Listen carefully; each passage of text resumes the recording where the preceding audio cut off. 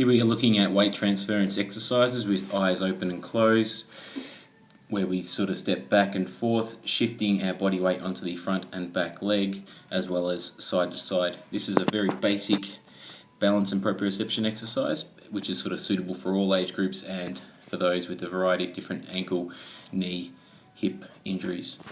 Now we have our closed chain bilateral stance balance exercise, where the person with the ankle sprain has both feet firmly planted on the ground.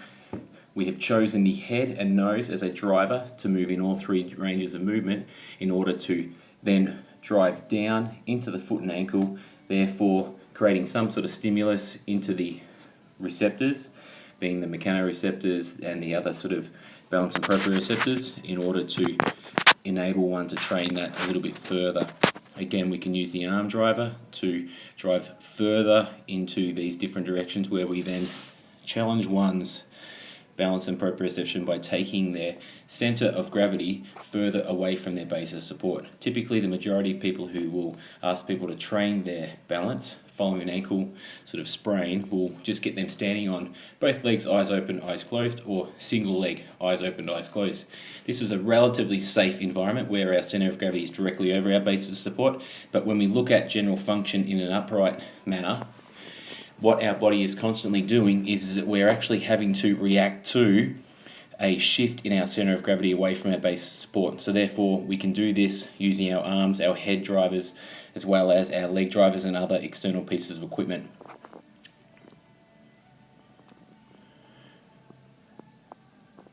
Here we have another exercise which looks to challenge our vestibular visual systems. By using the head to nod up and down, left and right, we sort of can challenge that vestibular system a little bit more, as well as eyes open, eyes closed. That's a quite difficult exercise when we're sort of doing that sort of standing on single legs, so we might just look at doing that initially on standing both feet. And you'll often find that a lot of people will have poor sort of awareness when we remove these sort of visual and vestibular sort of feedback sort of systems. Now we have our single leg balance reach. So this here is appropriate for someone who has a right leg or right ankle sprain.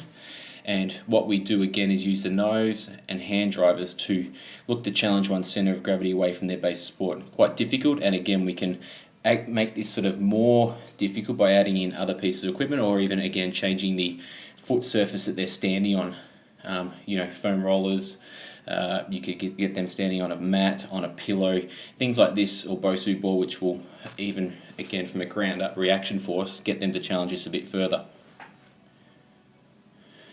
The squat is a fundamental movement pattern that we do day to day, and so therefore it's very important that we look to train an individual's ability to do this again with little pain or no pain at all, as well as helping restore range of movement through the foot and ankle.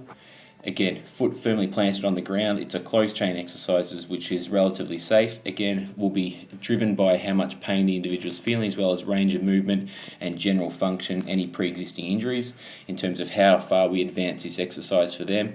But again, by driving the arms, we can do a top-down driving approach where we look to rotate through that sort of spine, femur, tibia, fibula into that ankle complex.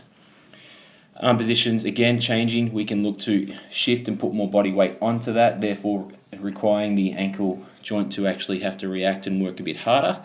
And again, we can change the foot surface or ground surface that we're standing on, as well as adding in different pieces of equipment.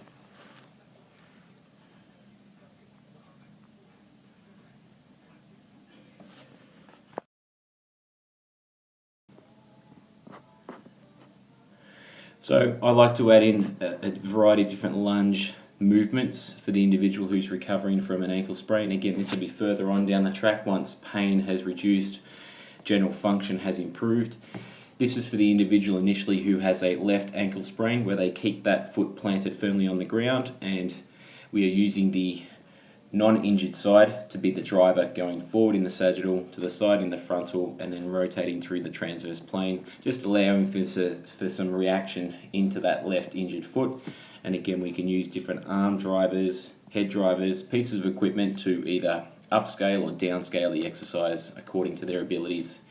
Distance, speed, angle, weight, these are many variables that can be adjusted in order to challenge one's balance and proprioception a little bit further. Now, once that ankle's gone through an appropriate sort of degree of improvement, it's functioning well, pain levels have reduced, I then introduce a lunge using the injured side, having to land and react. So we've got a ground up reaction stimulus as well as a top down using the arms and head drivers to shift and challenge one's balance and proprioception a little bit further. Again, external pieces of equipment, environmental conditions on the ground, footwear, all these factors are variables that can be adjusted to upscale or downscale the exercise. Once we've done this, we move into a jumping landing type of exercise where we can jump forward and back, side to side, being left to right, right to left, and introducing some rotation, where we're then having to react to the ground reaction force which is coming back up, as well as a top-down eccentric lowering down or slowing down of the body weight as we land. So this is a great tool at that end scale rehab, training conditioning sort of side of things for the balance and proprioception of an ankle rehab program that we want to introduce. Once we've done this, we look at then introducing some hopping skills where we're on the injured leg that's recovering and asking the individual to react in terms of ground reaction coming up, as well as gravity coming down, where we can then also change, again, environmental skills and then adding in different pieces of equipment.